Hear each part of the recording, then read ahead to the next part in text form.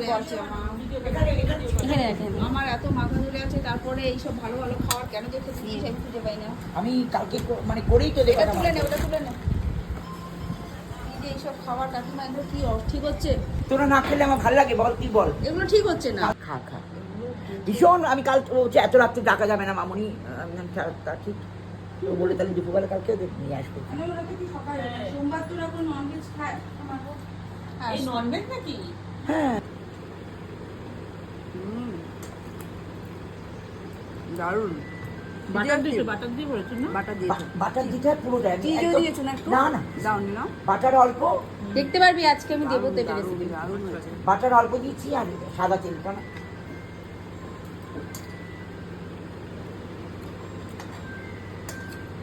কাকিমাকে একটা রেস্টুরেন্ট খুলে দেয়, বুঝছিস তো? খুব ইচ্ছা কলকাতাতে আমার, জানিস তো।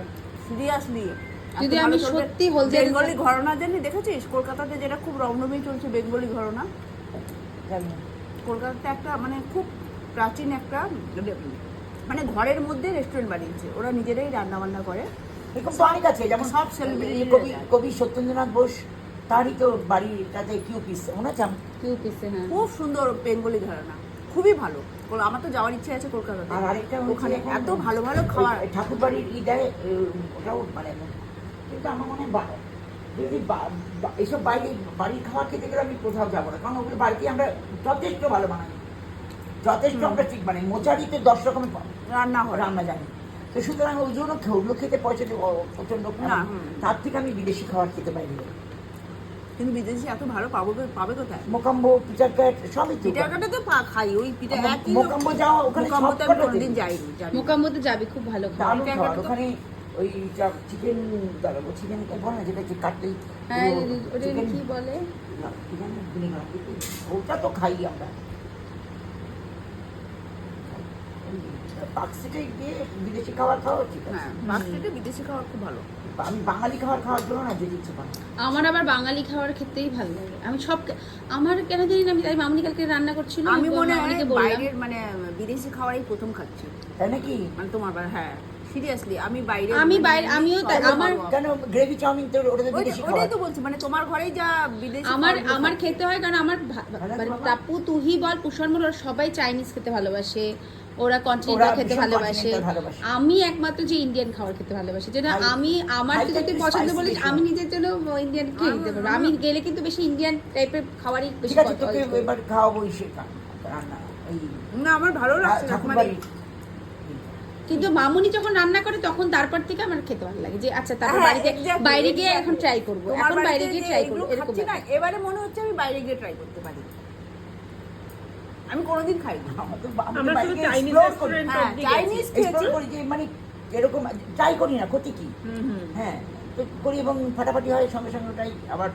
আর পুষণ তো যেমন গ্রেভি চাউমিন, আমার বাইরে গ্রেভি চাউমিন প্রথমে ভালোই লাগতো না, তারপর মামনির হাতে যখন আমি গ্রেভি চাউমিন খেয়েছি তারপর থেকে আমি বুঝেছি যে গ্রেভি চাউমিন। কফি হাউসে খেয়েছিলাম জানো গ্রেভি চাউমিন, এত জঘন্য করেছিল, জীবনে গ্রেভি চাউমিনের নামই ধরি না। আমারও এই জিনিসটা হয়েছে। তারপর মামনির কাছে খেয়ে সেম ধোসাও কিন্তু আমি প্রথম মানে ভালো লাগতো না। আমি যখন কলেজে পড়তাম, তুই একদিন রাত্রেবেলা বানাবি, ব্যাটা ট্যাটা করলে ওদেরকে আমি বলেছি তো খাওয়াবো। যখন একদিন আমি কলেজে আমি বললাম একজন বন্ধুকে চল আমরা কফি হাউসে আজকে খাবো, আজকে আমার শান্তি লাগে তোরা খেলি। এমন খেয়েছি ওই তোমার এই গ্রেভি চাউমিন, পুরো বাসে টলতে টলতে দুজন এসেছি, মানে সেই ঢেকুর উঠছে আর মনে হচ্ছে গাটা এই হচ্ছে, এত বাজে করেছিল। তারপর থেকে তারপরে তোমার বাড়িতে সেদিন খেলাম, দারুণ করেছে। তোমাকে এখানে স্পেশালিটি হচ্ছে তুমি ভালো রান্না করো আর সবাইকে দেখে দেখে খাওয়া। সিরিয়াসলি আমি সবার কাছে শুরু করে